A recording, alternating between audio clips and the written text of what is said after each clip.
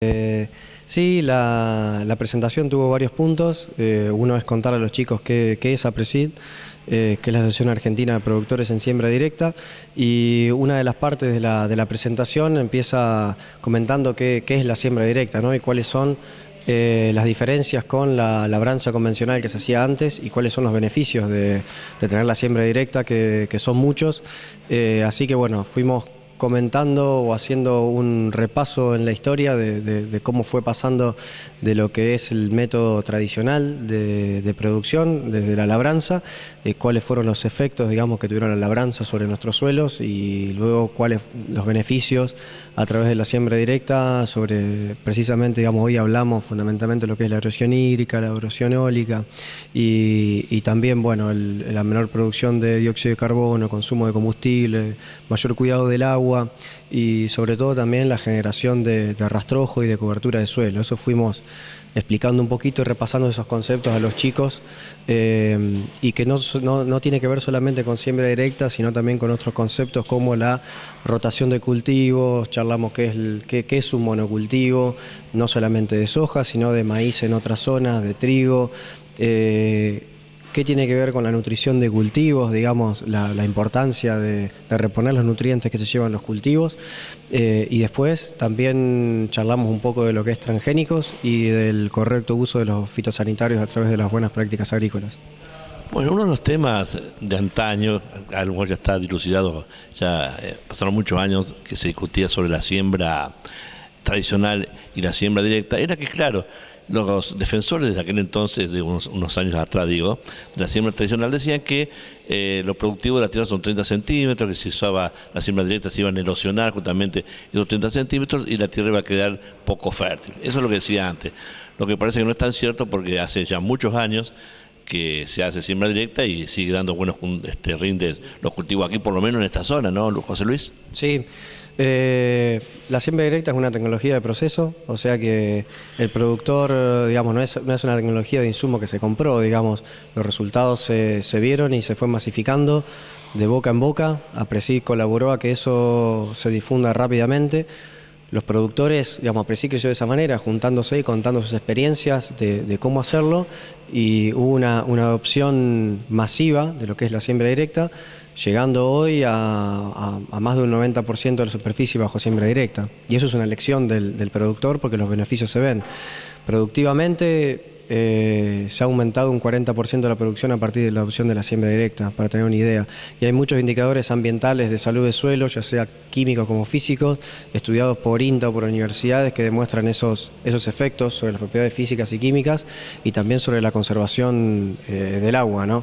Entonces hay sobrada, digamos, investigación sobre la siembra directa que hace que el productor la adopte, ¿no? Es algo que es una tecnología que uno no tiene que comprarla, digamos, sin embargo el productor la adoptó rápidamente porque vio los beneficios que tiene la siembra directa. El costo es uno de ellos. El costo es uno de ellos, ¿no? Lo que es el consumo de combustible ha sido, y la cantidad de labores que se hacían previamente. Sí, ese es uno, sobre todo también por el impacto ambiental que eso tiene, por el tema de producción de dióxido de carbono a partir de los microorganismos que descomponían esos rastrojos y también por el consumo de combustible que ha disminuido. Eso es un impacto positivo sobre el ambiente. Y hablando de impacto ambiental, también hablaste de agroquímicos, sobre todo, el glifosato. El glifosato que en muchos países está prohibido. En muchos países importantes está prohibido. Aquí parece que no hay esa opción. Según la opinión tuya y de muchos, es fundamental. Hablaste de cantidades, lo que me parece también muy interesante. Pero ¿por qué en países importantes, no sé Estados Unidos, pero de Europa está prohibido el glifosato? Sí. En algunos países está prohibido y en otros y en muchos está permitido. Creo que son más de 160 países en los que el glifosato está permitido. Yo creo que es un producto, digamos, que genera controversia. Hay mucha ideología en el medio, me parece. Hay mucha investigación. Es el producto es el herbicida que tiene mayor cantidad de estudios, sobre todo el tema de salud que hay en el mundo. Y bueno, y hay digamos, en el país es un herbicida, digamos, que es fundamental para la producción agropecuaria, pero que, digamos, no es lo único que estamos utilizando, se utilizan otros herbicidas y que genera controversia, yo creo, sobre todo por el tema ideológico, ¿no?, que hay detrás de eso. Y los países digamos, que lo hayan prohibido, digamos, tendrán sus motivos. Yo creo que lo correcto es utilizarlo bien, bajo buenas prácticas agrícolas.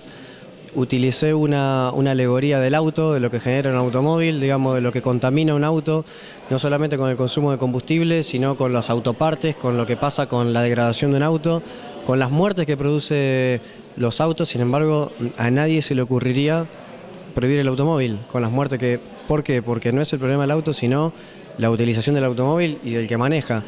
Si uno utiliza el automóvil y respeta las normas de tránsito, seguramente es algo que se puede utilizar y que no produzca esos efectos indeseados o esos efectos secundarios.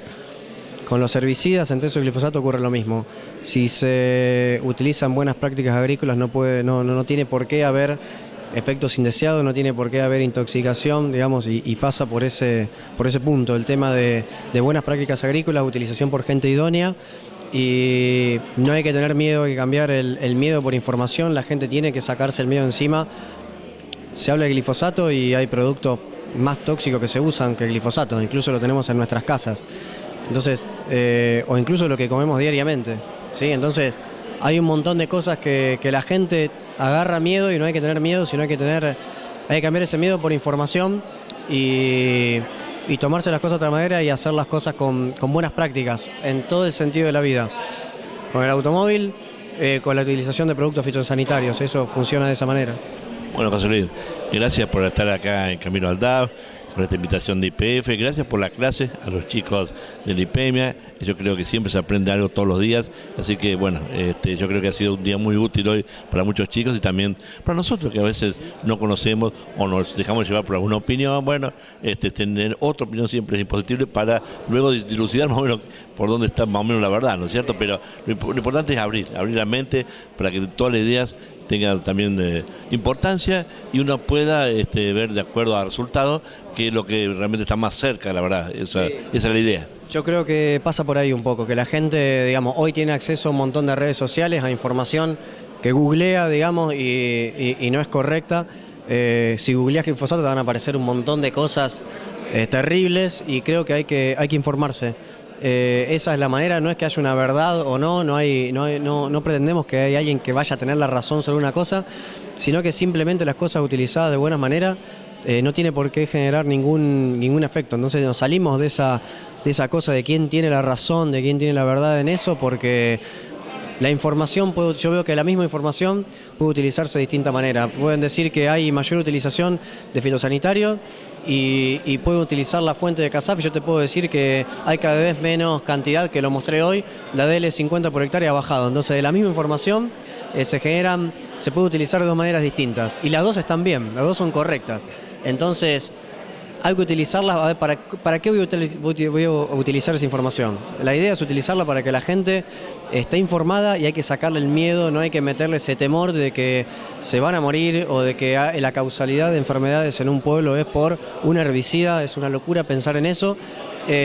Cuando los toxicólogos hablan de que son factores multiambientales y hay que atacar el problema desde las buenas prácticas en todo sentido de la vida, digamos, me parece a mí. Así que está bueno que se informe y que la gente pierda el miedo sobre todo estas cuestiones.